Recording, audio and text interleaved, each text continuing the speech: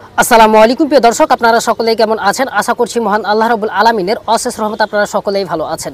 প্রিয় দিনী মুসলিম ভাই বোন আমার, আজকে আমরা এই ভিডিওর মাধ্যমে জানবো আমাদের প্রিয় শায়েখ ওস্তাদ আব্দুর রাজ্জাক বিন ইউসুফ হাফিজাহুল্লাহ তিনি বিগত দিনে বিদাতীদের কত অত্যাচারের মুখোমুখি হয়েছে। চলুন তার মুখ থেকে আমরা সেই কথাগুলো শ্রবণ করি।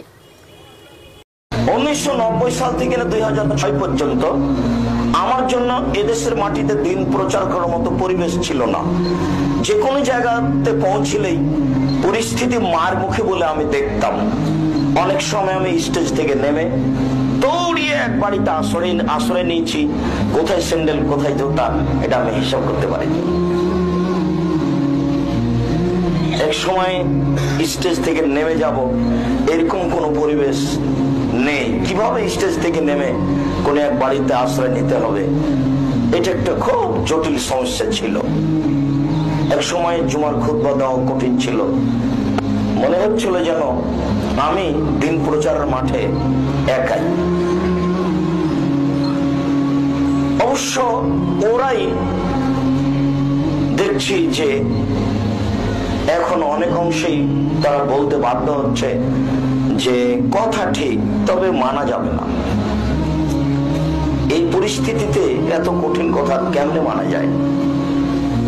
বহু মানুষ সময়ে সময়ে এসে হাত ধরে ক্ষমা নিচ্ছে। মাঝে মধ্যে কোনো জায়গাতে উপস্থিত হলে বা দেখি বাড়িতে আছি, কোন একজন মানুষ চলে এসেছে, এসে কথার এক পর্যায়ে হাত ধরে বলছে আমাকে মাফ করবেন, মনে কিছু নিয়েন না, অমুক দিন প্রোগ্রামে আপনাকে অকথ্যভাবে গালি দিয়েছিলাম আর প্রোগ্রামটা বাতিল করেছিলাম আমি। এইভাবে বলছে। তাতে আমি বিশ্বাসী যে এরকম দুর্বল পরিস্থিতিতেও যদি মানুষ হক কথা বলে তাহলে মানুষ কিছু না কিছু পরিবর্তন হবেই।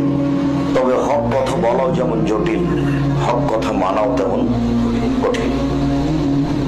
হক কথা বলা জটিল এই জন্য যে আমি যে 1 ঘন্টা যাবত আপনাদের সামনে কথা বলবো, 2 ঘন্টা যাবত কথা বলবো, এই পুরো 2 ঘন্টা সময়কে কোরআন এবং হাদিস দিয়ে পূর্ণ করা খুবই কঠিন।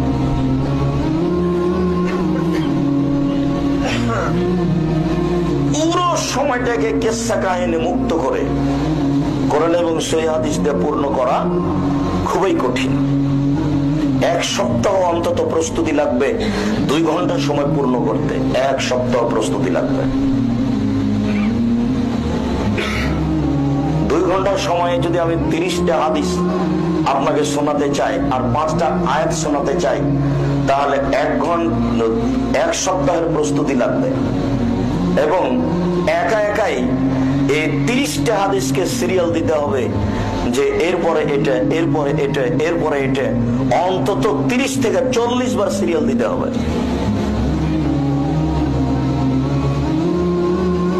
তাহলে এটা সহজ হতে পারে। এইটা খুবই কঠিন। অতখানি সময় আমাদের নেই। আরেকটা সমস্যা যে সত্য মিথ্যা সব আরবিতে লেখা আছে। এইটাকে তদন্ত করে সঠিকটা প্রচার করাও জটিল। এই জন্য হক প্রচার করা জটিল, কঠিন। একে তো সব আরবিতে লেখা আছে, তাকে তদন্ত করে ভালো মন্দ বিবেচনা করা খুবই কঠিন। দ্বিতীয়ত এই পুরো সময়টাকে কোরআন এবং হাদিস দিয়ে পূর্ণ করা খুবই কঠিন। যাই হোক প্রিয় দিনী মুসলিম ভাই বোন আমার, আমরা আমাদের প্রিয় শায়েখ ওস্তাদ আব্দুর রাজ্জাক বিন ইউসুফ হাফিজাহুল্লাহর মুখ থেকে খুবই মূল্যবান কিছু কথা শুনেছি।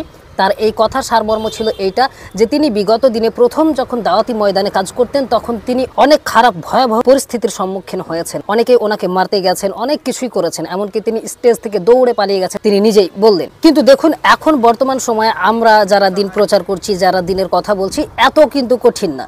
তারা যত কঠিন সমস্যার সম্মুখীন হয়েছে, এখন কিন্তু এত কঠিন সমস্যার সম্মুখীন হতে হচ্ছে না। হ্যাঁ, হতে হয়, অনেকেই গালাগালি করে, অনেক বিদাতীরা গালাগালি করে, কিন্তু এত কঠিন পরিস্থিতির সম্মুখীন কিন্তু সবাইকে হতে হয় না বা সব জায়গায় হতে হয় না।